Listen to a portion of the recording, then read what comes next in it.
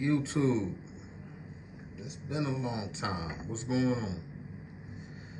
on? Man, last time I was on here, actually, no, I posted a little short story of this on here, but this is a 32-gallon Fluval Flex, the 123. Last time I was on here, everybody seen I had the 150. Well, I moved a couple years ago, well, last year. So I broke down to 150. I actually sold the 150. I still have all of my equipment. But I will tell you this. There's a big difference.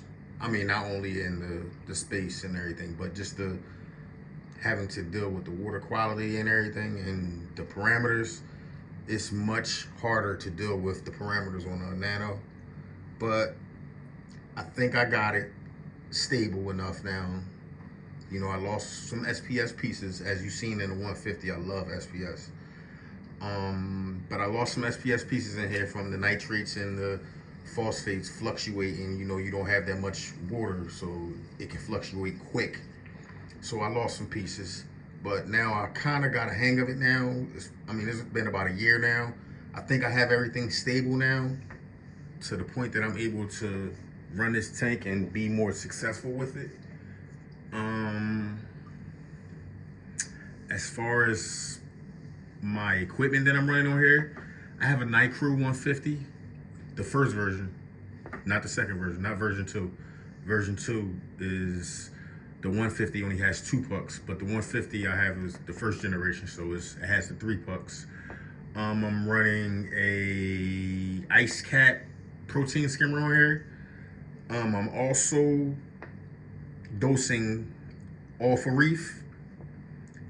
On top of Alpha Reef, I have Calc Washer in my ATO. So basically that's what I'm running as far as my nutrients, and try to keep everything stable as far as like my pH level with the Calc Washer. My pH, it runs like 8.5. I mean, so I'm happy with that. And the corals, they don't show anything negative on it. Everything is positive. Actually, I see like some growth with the corals, especially the stony corals. I originally only had 2 Hydro pumps on here. I didn't want to buy 2 MP10s. I just thought that it'd have been too much of an expense to buy 2 MP10s at between $250 a piece and put them on here. So what I did was I bought 2 Hydros. They didn't seem to me like they were really doing the job. So what I did was I bought a Jabo, the gyro. So I bought the gyro on one side, which is on my right side, and on the left I have both of the Hydro pumps over there. They're blowing on random mode, and the Jabo, I think that's not on random mode. I think that's on I forget what wavelength it's on, but whatever one it is, I didn't want nothing blowing too hard, you know, to the point that it starts stripping off the skin off the corals. But believe it or not, though, I have the Jabo up full. It's all the way up. As far as the gyros, I think they're on like level 15. But as far as everything else, I still have my Apex on here. What else? What other equipment on here? It's just that. And actually I have like a little refuge in the back, but I haven't used it in a while because of my nitrates and phosphates. They were dropping so low. So what I did was I buy the Neophos, a Brightwell, and I dose that. So that basically keeps my nitrates and my phosphates at bay. Well, it raises my nitrates actually, but my phosphates really don't go too crazy. But I'm glad with that, because that's what I just want to keep down. My nitrates I'll keep around 10 parts per million. Between 10 parts per million and between like 15 to 10. Since I'm going with a lot of SPS, and you know SPS, they'll eat up the nitrates and the phosphates out of the water, but I really don't want to go too crazy with it. So I kind of keep it between 10 and 15. I hear some people saying they keep theirs at like 20. I think that's a little bit much. But for the most part, running this Nano it can be a headache. Cause all you gotta do is make one mistake. One mistake in the Nano and it's a ball game. I'm used to dealing with the 150-gallon tank with an additional 30 gallons in the sump. So I got 180 gallons. So I can afford to make a small little error, but it's easy to fix because of a bigger system. You know, you gradually take care of that. But this, man, look, you make one mistake, it's a ball game. Trust me, I done found out already with a few SPS pieces already.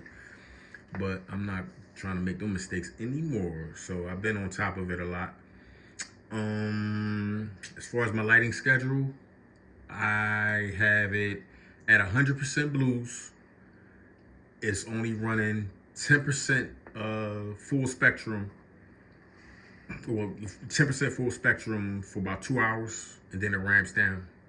That's the one thing I like about these lights is that they ramp up and ramp down. If you look at my previous, the 150 was actually ran off of Chinese lights. And I swear to you, I think I had better growth out of the Chinese lights. And also I had the retro kit on it, the retro T5 kit.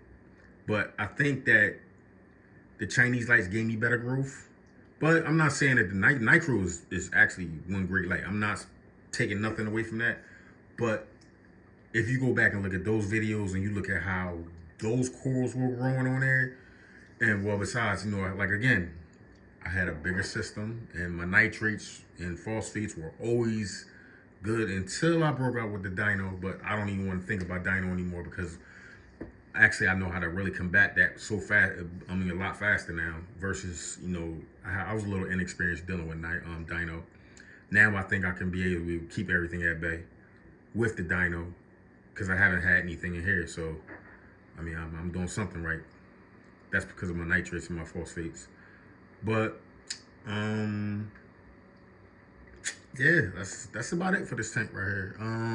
Well, I will be adding more coral, of course, you know, but, you know, that takes time. You just don't go throwing in coral just to throw it in.